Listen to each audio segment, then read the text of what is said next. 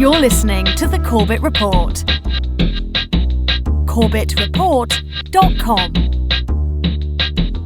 It's over there, right? Yeah, it's right over by Akron-Canton. We need people help. Do we have a cell phone? I do. Did you guys see, like, We don't know what it is. No, I heard the saw the plane big going white down light. and then the explosion. That was awful.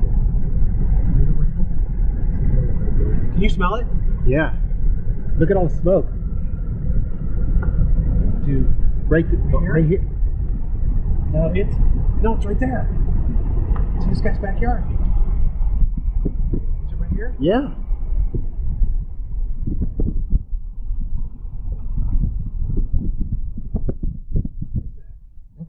Go Fellas. over. We can't. It's in his Okay. backyard. You wanna go? This is as close as we can get. Welcome to episode 226 of the Corbett Report podcast, Crashes of Convenience, Michael Connell.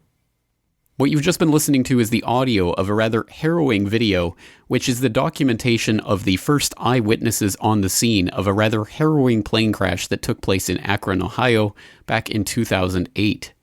And you can go and watch that video if you would like to, and you can watch all 10 minutes of that video in which the participants, the first people on the scene there, document basically the plane in flames, and they call 911, and the people begin to arrive to start putting out the fire. And that is the unfortunate ending of the flight of N9299N, a Piper aircraft that went down on December 19th, 2008, killing the pilot. And if you go to ntsb.gov, the website of the National Transportation Safety Board, you can find a factual report which was filed in the wake of this incident and which, interestingly enough, was modified on January 26th of 2010, talking about the history of the flight, the personnel information, the aircraft information, etc.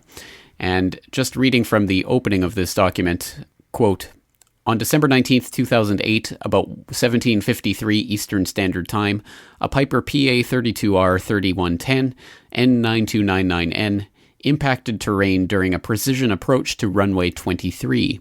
A post-crash fire then ensued, destroying the airplane. The airplane impacted the front lawn of a vacant house about 2 miles east-northeast from Akron-Canton Regional Airport, CAK, Akron, Ohio. Night instrument meteorological conditions prevailed at the time of the accident. The pilot was fatally injured, and there were no ground injuries. The flight departed from College Park Airport, CGS, College Park, Maryland, about 15:31, and was returning to CAK at the time of the accident." End quote. And as that report does indicate, yes, the pilot did die during the crash and was the only one injured on the scene. So as tragic as any and every such loss of life undoubtedly is, why are we concentrating on it in today's episode of the broadcast? Well, let's leave the answer to that up to 19 Action News in Ohio, which had this broadcast at the time of the accident. Sparked conspiracy theorists in Washington, D.C. to say that an Ohio man with White House connections was actually murdered this weekend. New at 6, here's 19 Action News investigator Scott Taylor to tell us if it's true or not. Well, this sounds like a made-up story. One man rigging state elections to help his boss, President George Bush. After it's done, power players in Washington say, get rid of the guy. Do I believe it? No, for now. 45-year-old Michael Connell died Friday night after his plane crashed into this vacant house near Union Township in Stark County. Connell was a political power player in Washington, D.C., and in the White House. He was the vision behind President George Bush's and John McCain's internet sites. Initial reports say bad weather could have played a part in the crash. I guess the plane just flew apart. Some in Washington have a different opinion. The website Velvet Revolution believes someone sabotaged Connell's plane. It appears he was trying to land the plane here. He hit a large flagpole, and then he struck the house. Velvet Revolution claims to have been tipped off that Connell's life was in danger. Who was threatening Connell? According to the website, a senior advisor of President Bush, Karl Rove. Some say Connell was about to reveal embarrassing details involving senior members of the Bush administration, including their involvement in destroying incriminating emails and rigging elections. Connell died on impact, and was only 3 miles away from the Akron-Canton Airport. He was an experienced pilot.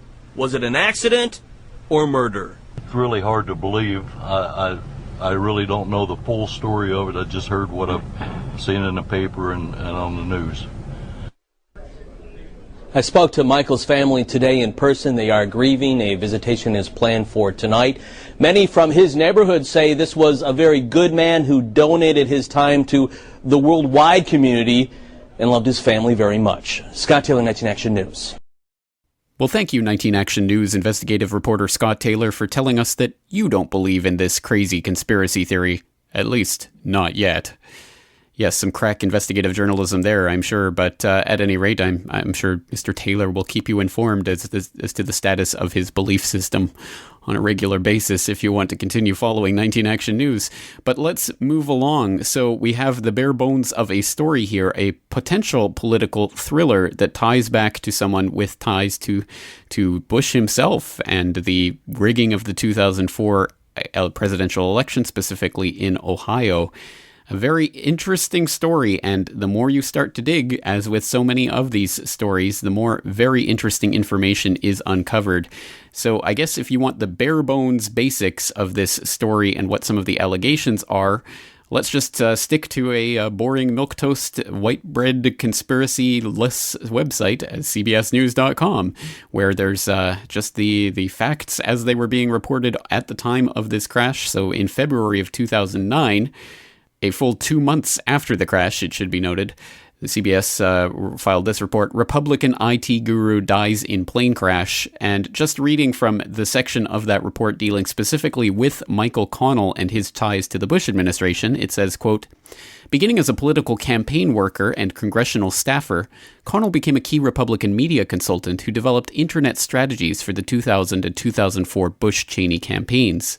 He was founder and CEO of Cleveland-based New Media Communications, which built websites for President Bush and former presidential nominee John McCain, according to the company's website. He was also chief IT consultant for Karl Rove. Connell's ties to the Bush family extend back to working on campaigns for George H.W. Bush and former Florida Governor Jeb Bush, for whom he built the campaign site Jeb.org. In 1999, he told the Cleveland magazine Inside Business, "I'm loyal to my network, I'm loyal to my friends, and I'm loyal to the Bush family."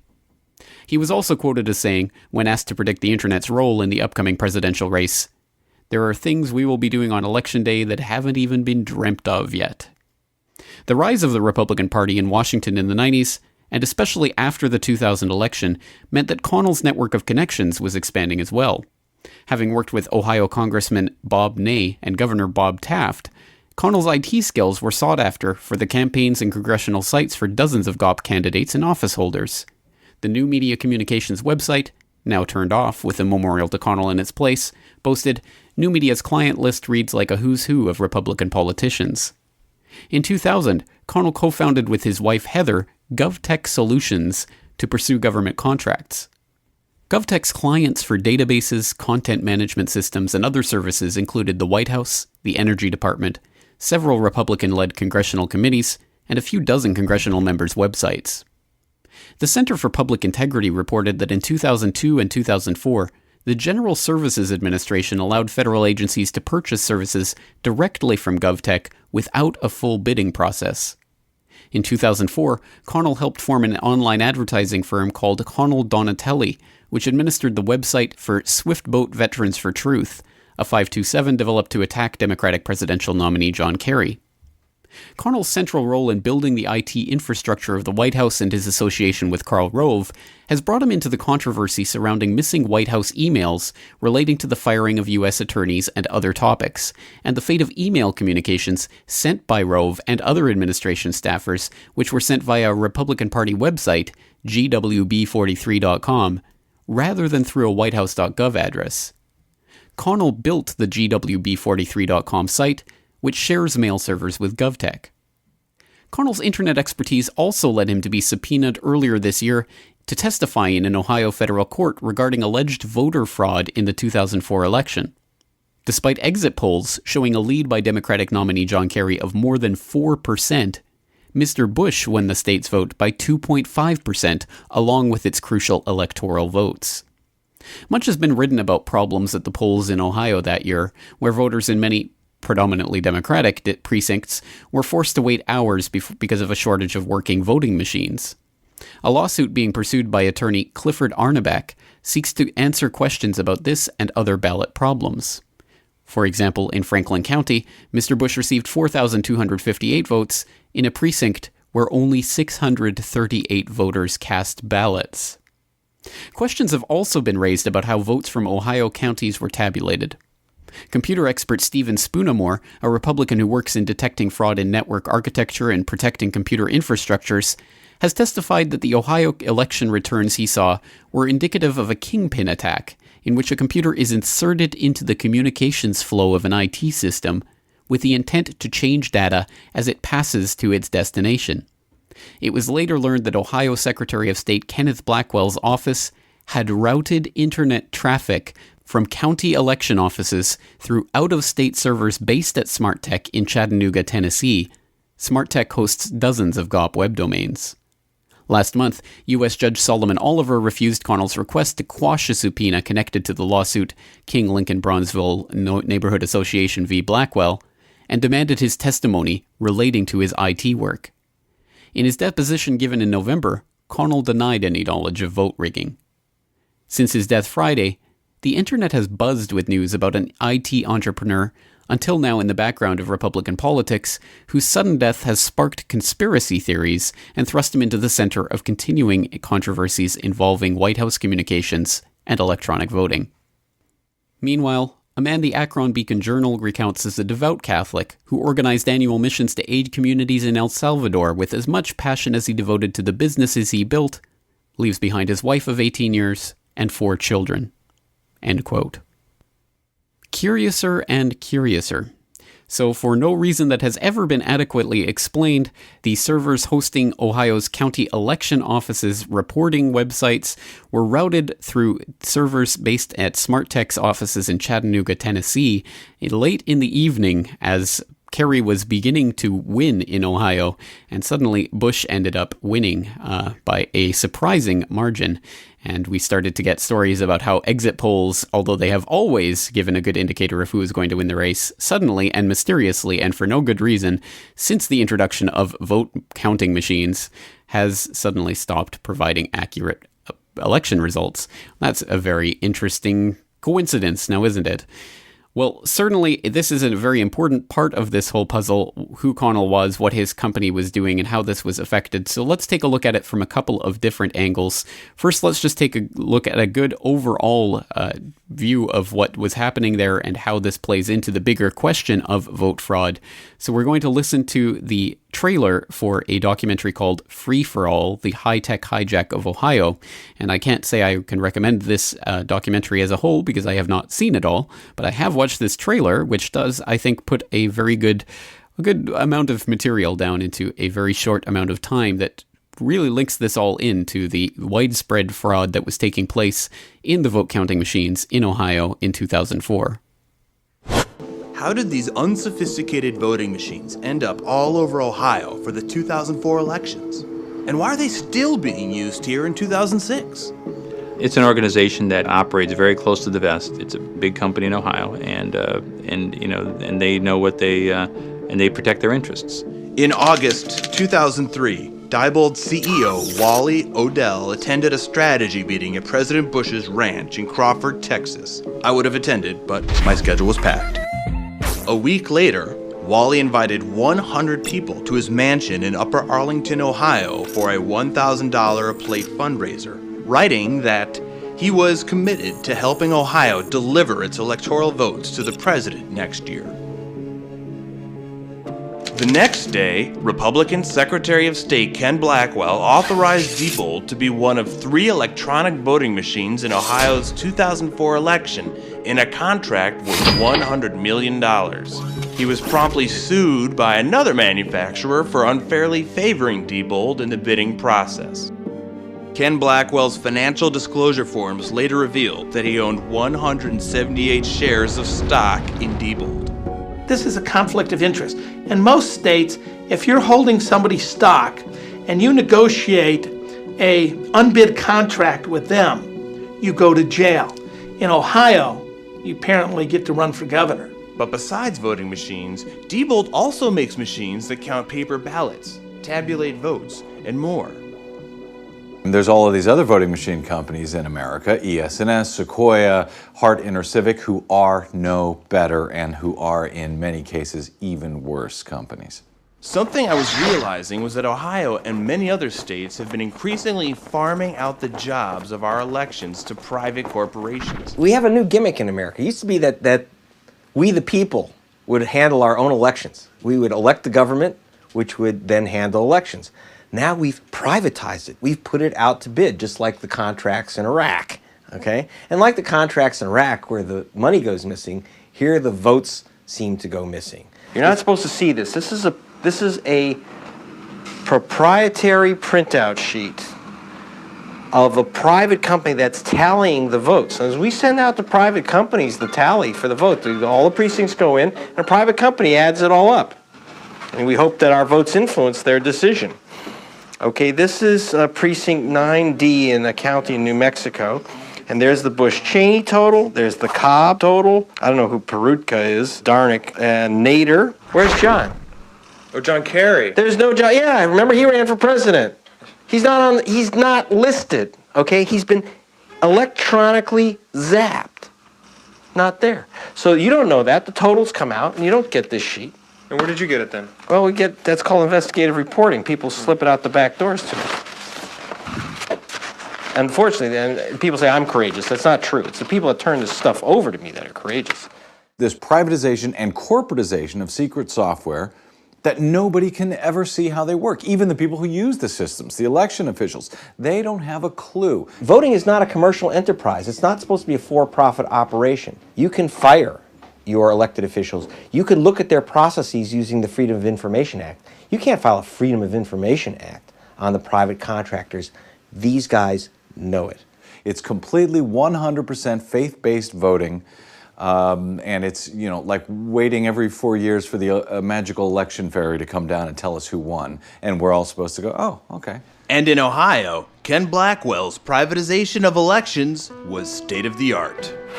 Blackwell outsourced his 2004 election results webpage to be designed and maintained by GovTech, a company run by Mike Connell, who has worked for the Bush family since the 80s. His other firm, New Media, serves a who's who of Republicans. Bush Cheney 2000, Bush Cheney 2004, Ohio Republican Party, Ohioans for Blackwell, Republican National Committee. A side project of Mike Connell's was the website Swift Boat Veterans for Truth. But the fact that the world got the Ohio election results from a website made by the same web designer smearing Bush's opponent wasn't the only suspect thing on election night. The web servers for the election results in Ohio were suddenly moved in the middle of the night, I think around 1 a.m. or so. It moved from Ohio to Tennessee. The entire business of reporting these numbers on the web, where media and the rest of America actually take them from, was being run by this far-right, wacko, partisan web server company. Some of the other websites that SmartTech was hosting were GeorgeWBush.com, RNC.org, GOP.com, OhioGOP.com, Newt.org, GingrichProductions.com, AmendForArnold.org. We shouldn't be surprised because you had such a far right-wing wacko as the Secretary of State, J. Kenneth Blackwell, in Ohio. So it's little surprise that that's the sort of company that he would work with to oversee, in a fair and impartial manner, the presidential election in Ohio in 2004. The election results might as well have been emailed to the Republican Party before being officially reported. And in the upcoming 2006 election, Ken Blackwell would be sending the results out of state to the same SmartTech servers again. So, in 2004, Ken Blackwell, the man running the presidential election in Ohio, while co-chair of George Bush's campaign, certifies dubious voting machines from a guy who really wants Bush to win, sends the results out of state to the Bush campaign's servers, then reports the results through a website designed by a guy who's already making websites lying about Bush's opponent, with the only difference in 2006 being that it's now Ken Blackwell's own election. Does all of this give you confidence that the vote totals will totally not be tampered with? Well, let's not leave this hanging on a rhetorical question. The correct answer to that question is, of course, no. But I'm sure, as you'll be able to see from the tenor of that documentary and many of the other sources that I'll be citing in today's episode, a lot of the very good investigative journalism that was taking place on this issue of the vote fraud taking place in the electronic voting machines was done in the first 8 years of the 21st century during the Bush administration. And oddly enough, during the few years of the Obama administration, a lot of those same websites just have not been as tenaciously and doggedly following this issue. And that's not to cast aspersions on the great work that some people have done on this topic in the past, but it is interesting that as long as our guys are in power, it doesn't matter so much about the vote machines. But as soon as the other side gets into power, let's look at it very closely. And that just goes to show that, once again, two wings, same bird of prey, and it's coming to eat you. But let's move on from that point. I just wanted to make that observation just so that people know that I'm not here trying to push one side or the other in the phony left-right political debate. I am just going where the facts lead, and the facts lead to the fact that not only is voting a futile idea in a number of different senses, as pointed out by people like Larkin Rose and Stefan Molyneux and other guests that I've had on the program, it is also futile in the fact that your vote doesn't even count, even if you do want to vote for some slave master who will allow you a little bit more freedom. It doesn't even matter which button you press, because ultimately it's who counts the votes that wins every single time. And that's the point of all of this. So once again, let's take a look at a little bit more technical detail about how this works. And I will recommend to you a very, very interesting hour-long conversation with a man named Stephen Spoonamore, a man who is a card-carrying Republican. He's a lifelong Republican and an IT specialist who he's a serial entrepreneur and has run a number of businesses. He also works in network security for credit cards, trying to prevent credit card fraud, and has become an expert on voting fraud more by default and being drawn into the issue than by volition, I believe. But at any rate, a very interesting and quite in-depth hour-long conversation. It's up on YouTube under the title Busting the Man in the Middle of Ohio Vote Rigging. And I would suggest you go and listen to it. Very interesting, as I say, breaking down a lot of the technical detail of how this goes on. But let's just take a listen to an excerpt from this hour-long interview where Stephen Spoonamore is talking specifically about how governmental elections can be rigged, can be hacked, and how smart tech may have accomplished exactly what has been alleged that Michael Connell's company was doing in the 2004 Ohio presidential elections. So this group in Thailand, very clever, had basically added a computer right here called a MIM, a man in the middle, and sometimes they're called kingpins. They're a kingpin if they also send out controls. They're generally just called a man in the middle if they intercept information. And what happened is they had all of Phuket, where all these people are vacationing, all this information was coming in, and they were basically watching for things that were not cards that they didn't want and not phone calls. This was a very cleverly controlled computer that understood what the transmission signal of a credit card charge looked like, and then would copy the whole thing. And then what they would do is every single card that they wanted, they'd add $100 in charge to a casino, get the chips, and then cash the chips out. So then you come back from your vacation, Mrs. Smith has come back to Long Island, and she gets the bill, and she goes to Mr. Smith and says, "What night did you spend $100 at the casino?" And he goes, "I didn't spend $100 at the casino. You must have spent $100 at the casino. Remember this time?" She goes, "I didn't spend $100, I spent $20, and my $20 charge is here." So then it becomes a question, do Mr. and Mrs. Smith want to call anyone and fight about $100 that they had on vacation that neither of them are really sure if they spent it or not? It was a very clever gang, and they were doing it to 50, 60, 70, 80 cards a day. Right? That's a MIM. Now, let's say instead of wanting to intercept credit card charges, I wanted to change a vote. Well, then I just need to figure out, here's my voting machine out there, and my voting machine has got people who drive it to the county tabulators, but I'm going to erase this and now go to an architecture that's closer. Now that you understand the process of how it happens, let's talk about how voting tends to happen. So we've got all these voting machines out here. This is my polling place. And then the voting machines generally have a human being, not always, but a human being takes them apart and gets a bucket of memory cards, basically. These are my memory cards.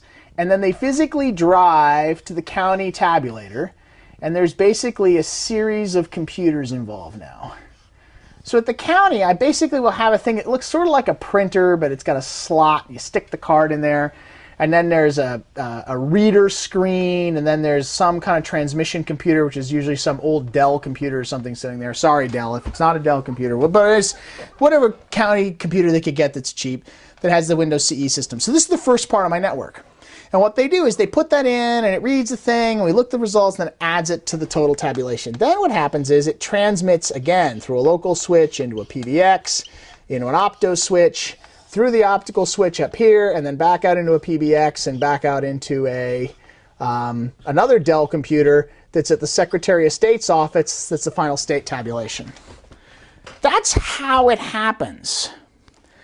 Now the question becomes, where would you want the MIM? And back now we're going to go specifically October 2004, Ohio. What I have asserted, and if people think I'm wrong, great, we'll go to discovery. And as I've repeatedly said, if I'm wrong, in my job, I'm wrong 15, 20% of the time. Great, I was wrong. I didn't figure out where the thieves were. I admit it. We move on, we fix it. I'm right about 80% of the time, which is why a lot of companies hire me. What it looks like to me happened, and I said this, was that somebody had installed a kingpin, which was taking not just, and now we'll go ahead and change colors here, see if my red pen works today. They were taking a kingpin, and I suggested the kingpin had to be out there. Red's working okay today. So the kingpin, I thought, was probably sitting somewhere in the middle on the high-speed line. And the kingpin is a computer with a person sitting at it that doesn't just steal the information and then they use it later like we saw.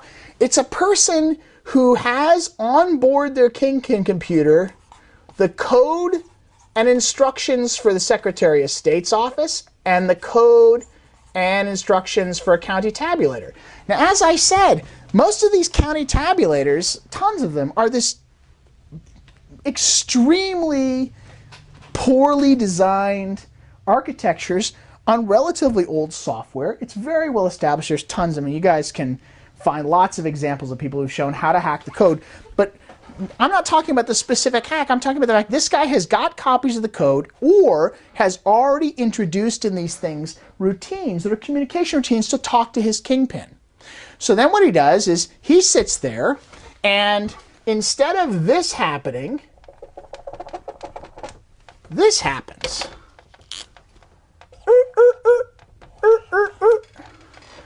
And in addition to that data flow going through there, the control information in red to go back to these can be driven as well. So now what happens is county tabulates everything up, is constantly talking back and forth saying, I've got 10% of my vote. And the kingpin says, wonderful, what's the total? Now, you think you're talking to the Secretary of State, but you're not. You're talking to the kingpin. And then you say, it's this, and the kingpin says, okay, great. And then it passes out to the Secretary of State. So the kingpin doesn't have to make itself seen. It can choose to pass everything through until it decides to say, now I've got a problem. You know, so at 9 o'clock in the evening, Kerry's leading in Ohio. And the kingpin is watching these results go through, and this operator is sitting here at a company called Smart Tech Solutions. We now know. And remember, when I speculated this, everyone said, that's ridiculous, that's completely impossible. Well, we now found out that not only was I right, we know where it was sent. We didn't just have it introduced, it was designed into the Secretary of State's office that they could switch the control from their computer talking to the counties to have a Smart Tech do it. So, great, I was right. So now everybody's saying, well, yeah, you were right, we're sending a Smart Tech, but they didn't do anything wrong. Well, then why were you sending it to them? So these guys at Smart Tech, they're now looking at the things going by, and they finally make a decision. We need more Bush votes. So what they started doing was, in counties where they already knew that there was a Republican county coordinator They already knew they were going to win the county. They started padding the vote to cover the differences in the place that had been too dangerous, and they would have gotten caught had they done it. So in these places that were already heavily Republican, they'd probably looked and said, okay, votes have come in from this precinct, and we'll take away 50 carry votes and add 50 to Bush, and then send it on. And then what's great is we'll then send back to the tabulator and change the tabulator level too, which is very simple to do. If you've ever called up the customer service help desk and all of a sudden watched them changing something inside your computer, go, oh my gosh, how are they doing that? Well, it's because they have the ability to do it if you have the code of what's at both ends, which we know the guys at SmartTech had. So that's how I have repeatedly, first I speculated that's what it was, and then it was discovered in fact that this actual centerpiece existed. And then we found out who owned it. And then we also found out it's also doing Karl Rove's email. Like, that's brilliant. I mean, it's like, I'm humbled that was that obvious. So, and of course now we'll find out as the case moves along whether or not anyone wants to do anything about it. But, you know, when you're working on a criminal case, and I've worked on tons of criminal cases, do the criminals have the means? Do they have a method? Do they have the motivation? Well, motivation. I want to steal the presidency because it's a really powerful position. Got it. Do I have the method? Well, this was the method I speculated existed when it happened, and everyone said I was out of my mind. Well, we now have all the documentation to prove, yes, actually, the method was set up. And then did they have the means? As it turns out, at 9:32 in the evening on Election Day, October 2004, every county stopped reporting directly to Secretary of State and sent everything to this kingpin. And the kingpin then decided what was sent in each direction. Bang. In my world of credit cards, which is where I make my living, if I had speculated about this and even had one tiny shred of evidence, sitting across from me would not be fine people like yourself who are documentary filmmakers. I'd have Secret Service and FBI lined up saying, how do we go get them? Because they all get feathers in their caps and get prizes and win. Instead, there seems to be a deafening silence from the Department of Justice on these issues. But they're busy. They're very busy. They're hunting down all kinds of child pornographers. And I mean, there's a lot of other people out there that are bad people.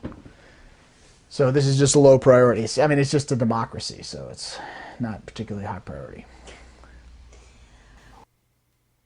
Well, all of this is highly interesting and highly suspicious and obviously deserves quite a bit of investigation. But let's tie this back into the main theme of today's episode, the plane crash that caused the death of Michael Connell in December 2008. And can we draw any sorts of lines or parallels or even valid questions to ask about the downing of that plane in relation to this case? For example, were there any suggestions for that his life had been threatened in any way for, if not coming forward willingly, at least being compelled to testify as a witness in potential cases against Karl Rove and others for racketeering in Ohio, which were really being planned at the time? And as mentioned before, he was deposed in November of 2008, in fact, the day before the 2008 presidential elections, in a case relating to the Ohio vote frauds, but he had not yet been called as a witness, and that was yet to come at the time of his death. So, was there any threats on the horizon? Well, certainly so. Coming from bradblog.com of May 2009, sisters of GOP IT guru Mike Connell very suspicious about his death. It's hard not to believe there was something deliberate about it. Quote, the sisters of Michael Connell, a GOP IT consultant and former associate of Karl Rove who died in a plane crash last December, are now questioning the circumstances surrounding his death. Shannon Connell of Madison says her brother Michael rarely talked about work, a local Wisconsin paper reported Thursday. She knew he ran an Ohio company called New Media Communications that set up websites for Republicans, including former President George H.W. Bush and Florida Governor Jeb Bush. But it wasn't until after he died last December, when the small plane he was piloting crashed, that she learned via the internet of his tie to a voter fraud case and to allegations that presidential advisor Karl Rove had made threats against him. At first, it was really hard for me to believe Mike was dead because somebody wanted him dead, the paper quoted Shannon as saying. But as time goes on, it's hard for me not to believe there was something deliberate about it. A native of Illinois, Shannon moved to Madison in 2002, the paper adds, the same year as her sister, Mary Jo Walker. Walker, a former Dane County Humane Society employee, has similar concerns about their brother's death. It doesn't seem right to me at all. And another tidbit noted in this Brad blog article from a report in Wisconsin's The Daily Page, Karl Rove case witness killed in plane crash, sisters want answers. Shannon and Mary Jo both say that their brother, a devout Catholic, seemed upset in the weeks before his death. Mary Jo feels he was stressed out and depressed on his birthday last November. Shannon says he atypically did not respond to an email she'd sent. Shannon Connell, for her part, dismisses reports that her brother was warned not to fly, but still considers the crash that killed him very suspicious. Michael was an experienced pilot, and his plane had recently been serviced. Plus there's the timing, after the deposition and before the trial. It just seems very convenient. Well, for more on the threats that Michael Connell was alleged to have received from Karl Rove regarding his role in the cover-up and keeping his mouth shut, let's turn to an amazing, incredible report that came out not after, but 5 months before Michael Connell's death in July of 2008. And this one also coming from bradblog.com. Rove threatened GOP IT guru if he did not take the fall for election fraud in Ohio, says attorney. Letter sent to Attorney General McCasey requesting protection for Mr. Connell and his family from this reported attempt to intimidate a witness after tip from credible source. Quote, Karl Rove has threatened a GOP high-tech guru and his wife if he does not take the fall for election fraud in Ohio, according to a letter sent this morning to Attorney General Michael McCasey by Ohio election attorney Cliff Arnebeck. The email, posted in full below, details threats against Mike Connell of the Republican firm New Media Communications, which describes itself on its website as a powerhouse in the field of Republican website development and internet services, and having played a strategic role in helping the GOP expand its technological supremacy. Connell was described in a recent interview with the plaintiff's attorney in Ohio as a high IQ Forrest Gump for his appearance at the scene of every GOP crime, from Florida 2000 to Ohio 2004, to the RNC email system, to the installation of the currently used Congressional Computer Network firewall. Connell and his firm are currently employed by the John McCain campaign as well as the RNC and other Republicans and the so-called faith-based organizations. In a phone call this afternoon, Arnebeck could not publicly reveal specific details of the information that triggered his concern about the threats to Connell. The message to the IT man from Rove is said to have been sent via a go-between in Ohio. The information led Arnebeck to contact McCasey after he found the reports to be credible and troubling. End quote. Well, that is a pretty amazing piece of this puzzle, isn't it? Before Connell even died in that plane crash, there was an attorney who was working on this incredibly high-profile case, who had a credible threat against Connell's life and actually wrote to the Attorney General asking for protection for this witness. And he goes and he's deposed in November. He's yet to be called as a witness in the case, and he ends up dying in this plane crash. And as noted in that article, at the time of that article, Arnebeck was not able to comment on the specifics of the threats or give any details about it. Well, he was able to give a bit more detail shortly after Connell's death in December of 2008, when Peter B. Collins of the Peter B. Collins Show had him on for his December 22nd, 2008 broadcast. Special coverage of the airplane crash that took the life of Republican computer guru Mike Connell on Friday night in Akron, Ohio. We're talking with Brad Friedman from bradblog.com and Cliff Arnebeck, the attorney from Columbus, who deposed Mike Connell. That's right, he took a deposition, that's what that means, on the day before our November 4th elections, just this past year. And we'll get the attorney on the line shortly here. I think he made an appearance on Lou Dobbs' program tonight, and so he will be checking back with us as soon as he clears there. Brad, I wanted to just see if there's anything you want to add before we go to Cliff Arnebeck here. Well, I've noticed that one point that was made, I'm not sure if it was a commenter or an emailer, but one curious note here is that as high-ranking as Mike Connell was, and with, having worked on Bush's campaign and McCain's campaign and the email system and everything else, isn't it curious that there has been no statement, to my knowledge, on the passing of Mike Connell coming out of the White House or from Karl Rove or anybody else at this point? Mm-hmm. I mean, you would think, I suspect, even had Jack Abramoff met an untimely death, that there would have been some form of recognition from the White House. But in this Connell case, absolutely nothing. Uh-huh. Very interesting. Well, I think that is an important point to raise, and as we follow this story, it'll be very interesting to see if there is acknowledgement from the White House on these issues. And I just learned that Cliff Arnbeck will be on Lou Dobbs tomorrow, so we've got that straightened out. Mr. Arnbeck, welcome back to our program. Nice to talk with you again. Nice to be with you, Peter. And Brad Friedman is with us as well. I know you two have spoken because Brad's interview with you is up at bradblog.com.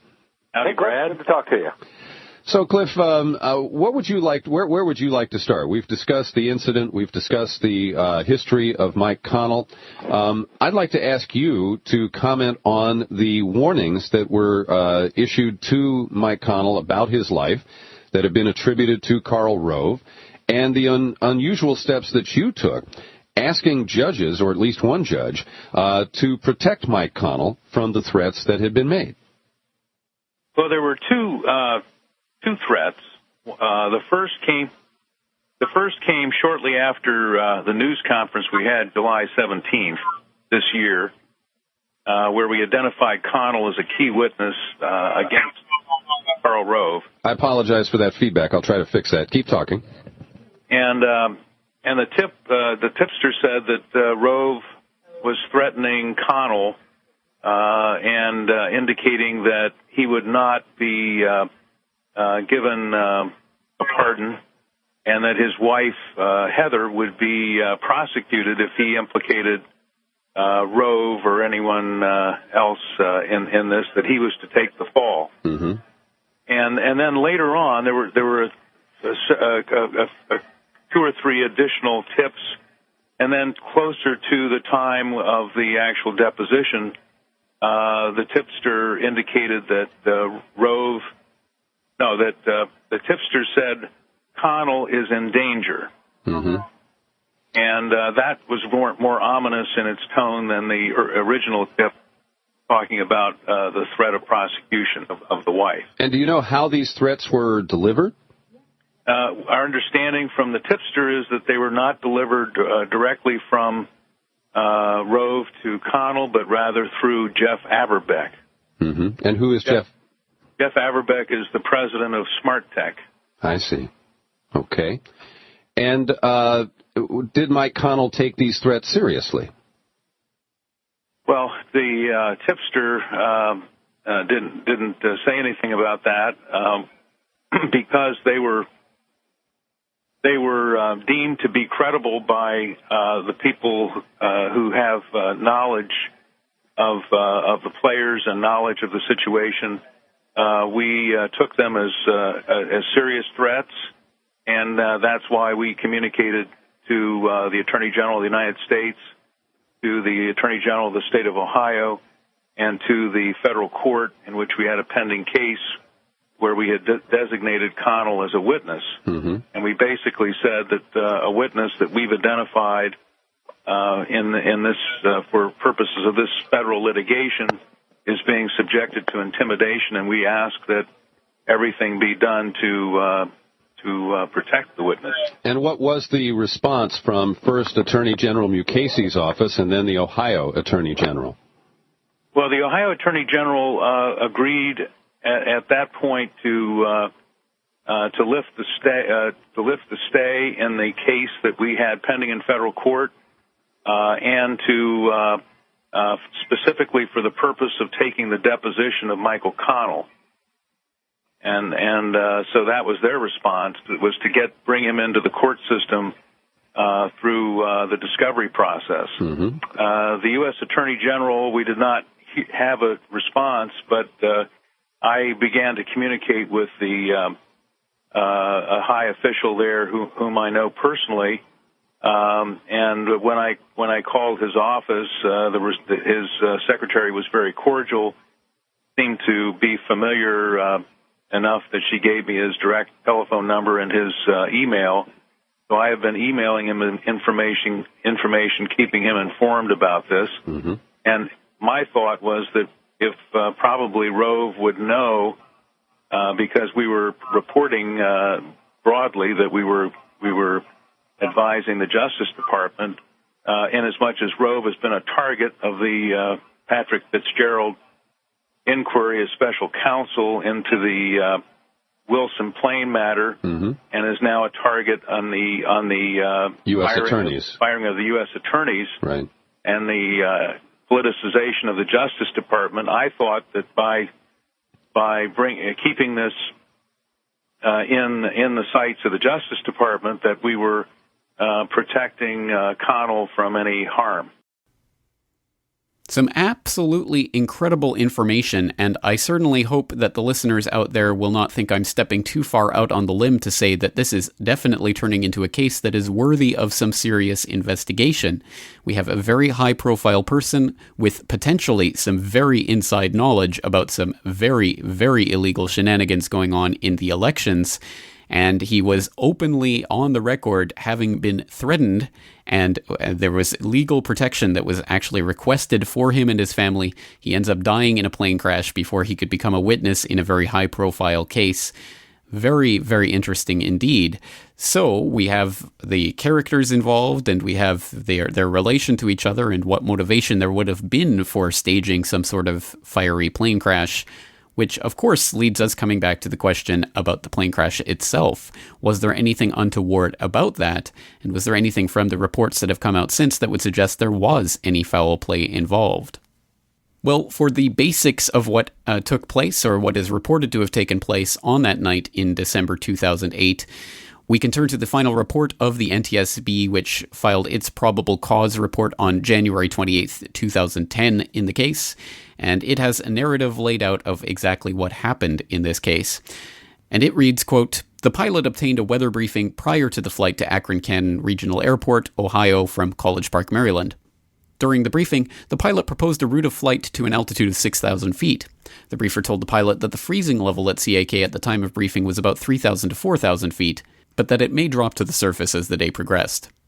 The pilot indicated at the beginning of the 20-minute briefing that he was aware of the hazardous weather conditions, and he expressed concern about them, but he decided to depart to CAK shortly after he received the briefing. At the time of the accident, weather observations at CAK indicated broken clouds at 500 feet above ground level, and overcast skies at 100 feet above ground level. Meteorological analysis showed a high likelihood of encountering supercooled large droplet icing in the area. General aviation pilots operating into and out of the CAK surrounding the time of the accident all reported icing conditions, with most of the icing occurring between 3,000 to 3,500 feet. The reports also indicated freezing rain. 3 of the pilots reported a rapid accumulation of between 1 and 2 inches of ice within a 15-minute period prior to and after the accident. One pilot reported that he required a significant amount of engine power to maintain airspeed and had a hard landing due to ice accumulation on his airplane.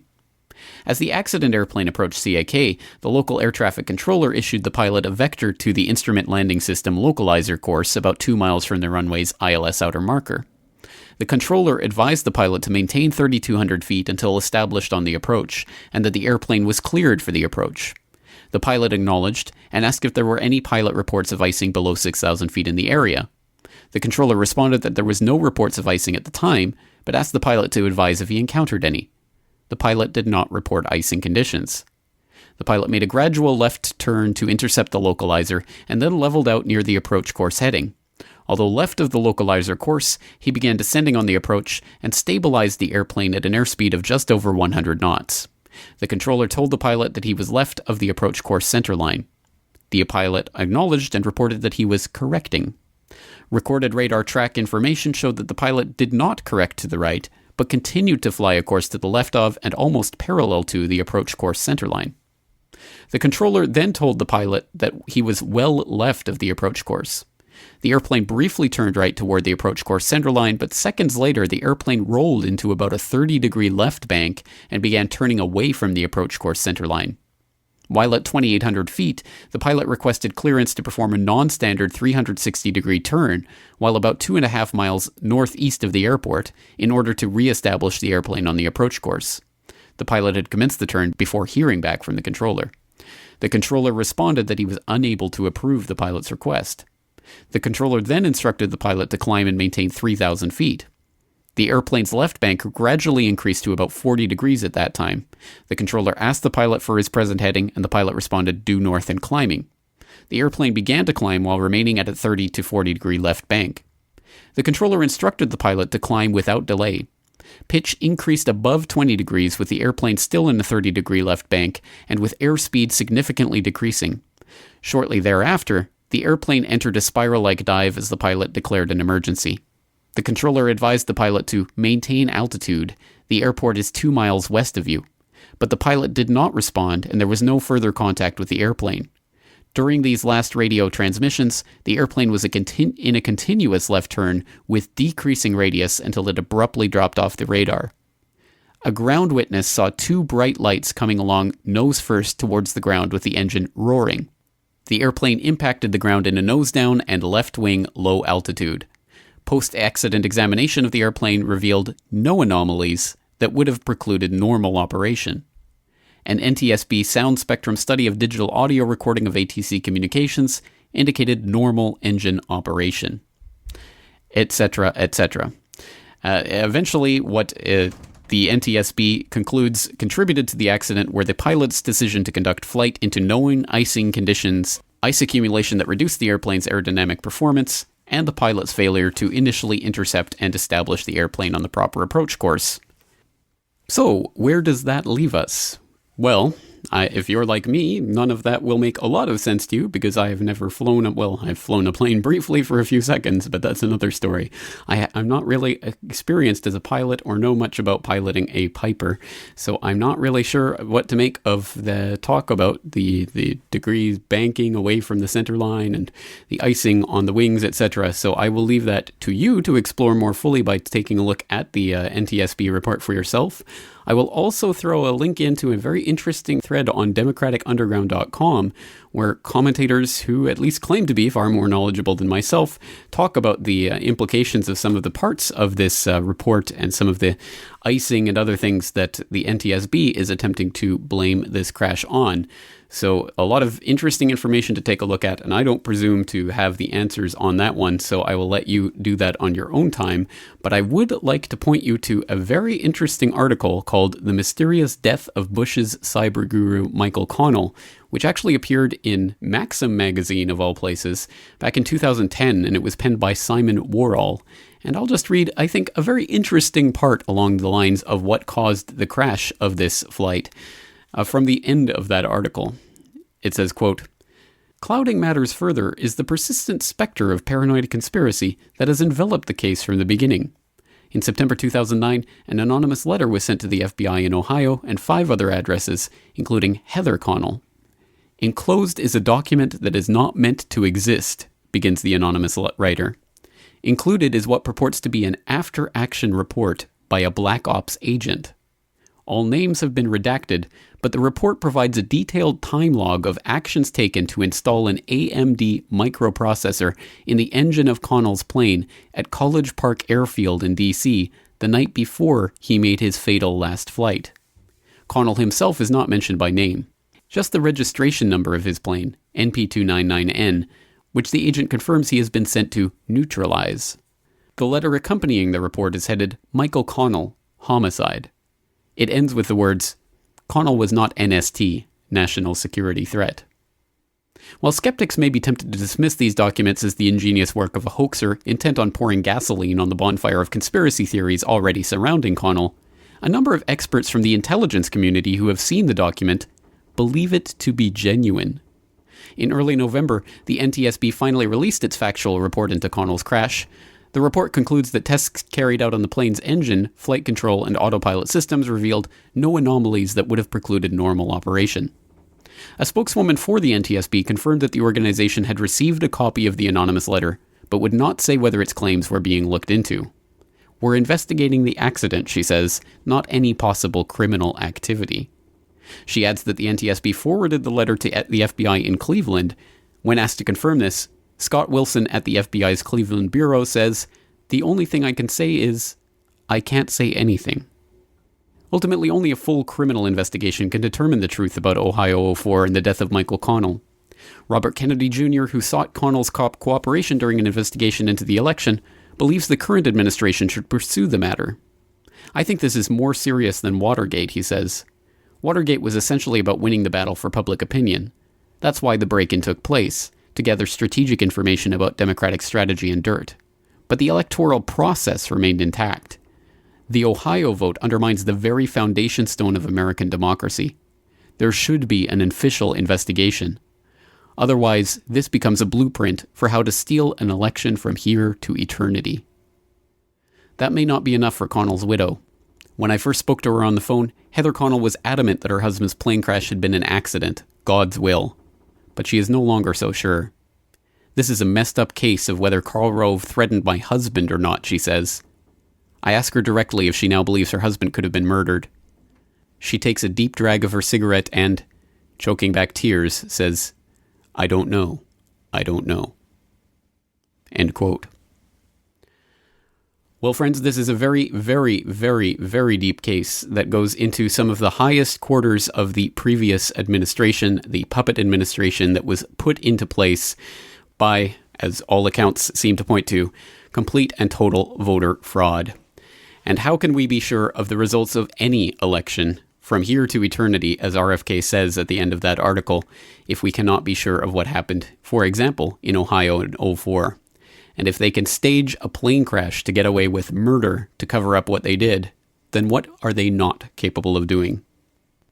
And so I leave this podcast here, as always, in your hands, armed with the links and information that I provided in the documentation section for this episode, so that you can go out, examine the source documents, examine what has been said about this case, and come to your own conclusions. But might I, as a Canadian citizen living here in Japan, be so bold as to suggest for the Americans in the crowd that during this election cycle, perhaps stories like these should be given more attention? And on that note, we'll leave it here for today. I am your host, James Corbett, thanking you for joining me, reminding you that if you appreciate the Corbett Report and the information I'm providing here, it is brought to you by yourself, so your subscriptions and your DVD orders are greatly appreciated, and of course, the best thing that anyone can do is to help to spread the word about this information. So thank you for joining me for this episode of the Corbett Report, and I look forward to talking to you again next week. The Corbett Report is brought to you by the Corbett Report subscriber, a weekly newsletter featuring James Corbett's International Forecaster editorial, recommended reading and viewing, discounts on Corbett Report DVDs, and once a month, a subscriber-only video. Sign up today to start receiving your copy at corbettreport.com/support.